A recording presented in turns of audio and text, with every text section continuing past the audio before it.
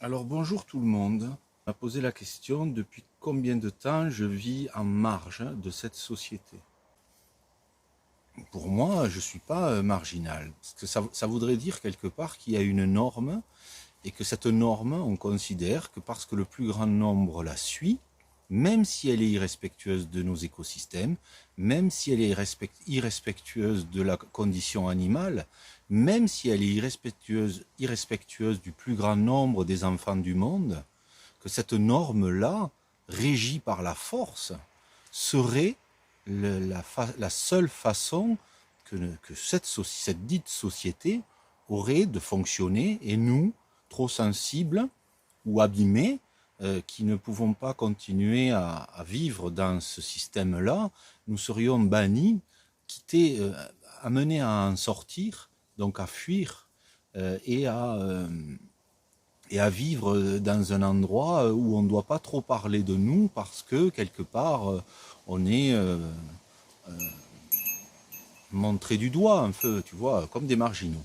Mais en fait, moi, ce que je tiens à dire, c'est que je ne reçois pas d'aide de l'État, que j'ai eu un travail, que je reçois aujourd'hui une rente locative pour laquelle je paye la CRDS, la CSG, un impôt foncier de l'entreprise, et je paye les impôts fonciers. Mon choix de vivre dans la nature est un choix qui est une proposition au cœur de notre société, au cœur du monde. Et pour avoir été noté justement en marge dès l'école par les fautes d'orthographe, etc., au jour d'aujourd'hui, je ne me permettrai pas de noter cette société. Mais c'était Krishnamurti qui disait « c'est pas un signe de bonne santé d'être bien adapté à une société profondément malade ». Au cœur de cette maladie, c'est un peu comme si vous le visualisiez comme un cyclone. Dans ce cyclone, il y a un cœur. Si le cyclone est dévastateur, le cœur, lui, est calme. Et au cœur de cette société dévastatrice, eh bien j'invite à pacifier nos rapports et à vivre paisiblement en harmonie avec un tout, qui est déjà la vie en nos cœurs. Nous sommes un espace qui s'est humanisé. La vie en nous nous offre cette humanité, mais nous n'en sommes pas propriétaires. Et quand tu regardes aujourd'hui que la dernière fois que j'ai partagé sur les réseaux sociaux, un monsieur s'était permis de me dire qu'il faudrait peut-être que les services sociaux regardent la façon dont j'élève mon fils. Bien, je tiens à dire une chose, c'est que la plupart des gens de cette société qui sont totalement inconscients du plaisir qu'ils s'octroient aujourd'hui et qui est dévastateur pour notre planète, c'est comme s'ils mangeaient les ressources de nos enfants et de nos petits-enfants de demain en se baffrant. Et je pense aux fêtes, par exemple. Nous nous bafferons sur une planète qui manque de ressources, non pas par rapport à notre nombre, mais par rapport à notre incapacité à mesurer nos appétences.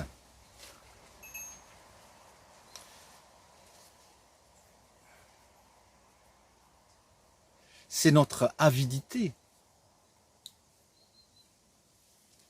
Et alors, qu'est-ce que nous faisons? Nous consommons les ressources des générations à venir. C'est comme si ces personnes qui disent que notre mode de vie proche de la nature est quelque part anormal pour nos enfants, eh bien, quand j'ai la fumée qui sonne, mais c'est comme si je disais moi à cette personne qu'elle mange la nourriture de ses enfants et de ses petits-enfants alors qu'elle tourne son chauffage, etc.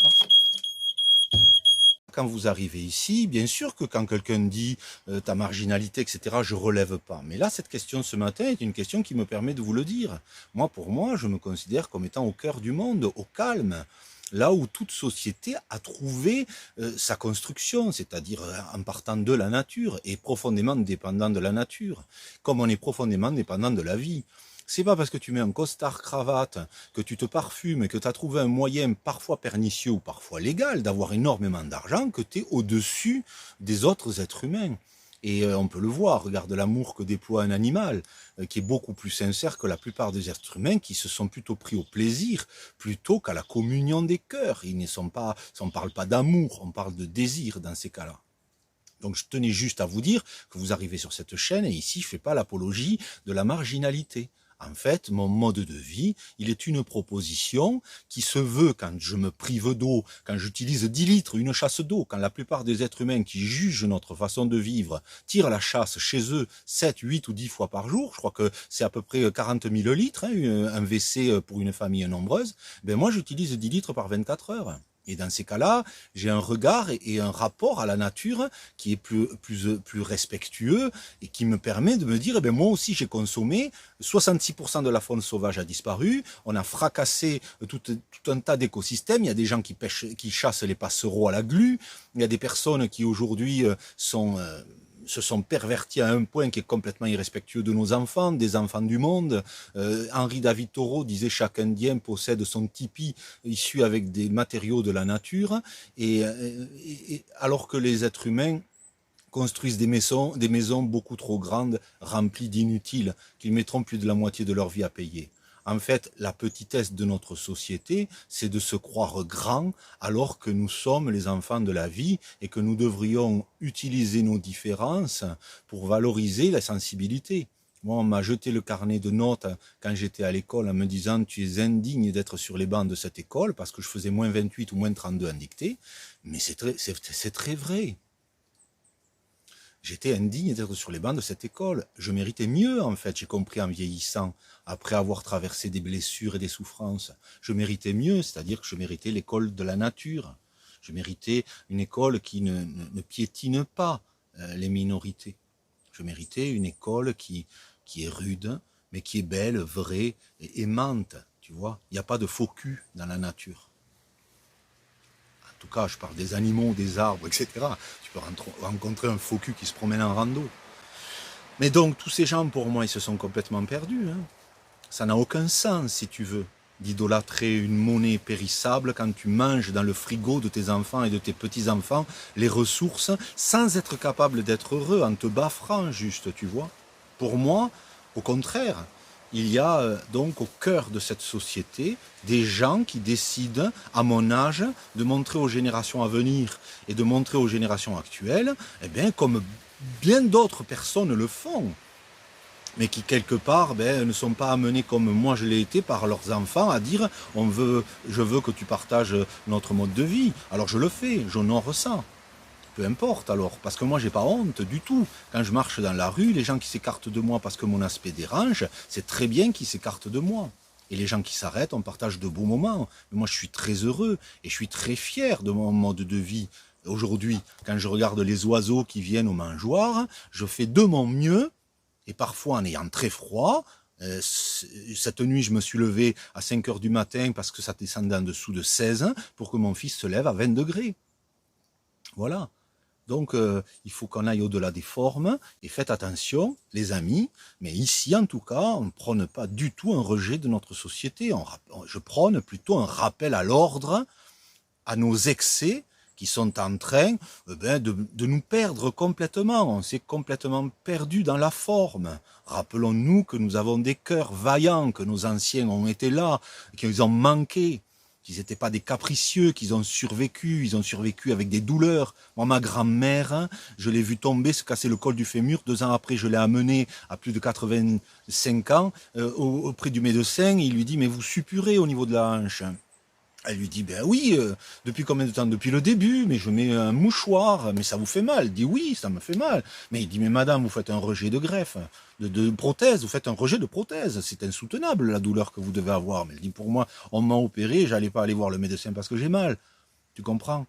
Moi, dans mon cœur, j'ai la dignité de mes anciens. Moi, je veux, si tu veux mourir le regard droit et les mains propres. Ma sensibilité, elle est aujourd'hui mise à jour, c'est comme un spectacle, et ma vie, c'est pas un spectacle. Donc je vous montre des aspects pour vous dire justement, non, je suis pas en marge, je vis au cœur de tout ce système. Vous comprenez? Avec amour. Mais ce que je peux dire, c'est que j'ai pris conscience à un moment donné qu'il fallait arrêter de lutter. Je me demande à quel moment j'ai tout quitté dès mes 23 ans, j'ai failli me quitter moi-même. Cette sensibilité, elle était très difficile à porter. Après, je suis parti dans un monastère. Après, je suis revenu dans ce système, tel qu'il est. Et puis, j'ai justement voulu le quitter. en pensant que je pouvais quelque part vivre en marge, mais c'est les mêmes appétences qui m'ont ramené que celles qui dévastent notre monde aujourd'hui. Parce qu'il y a un au-delà au plaisir, vous comprenez? Il y a la communion des cœurs, quand tu aimes ton père, ta mère, ton fils, ta grand-mère.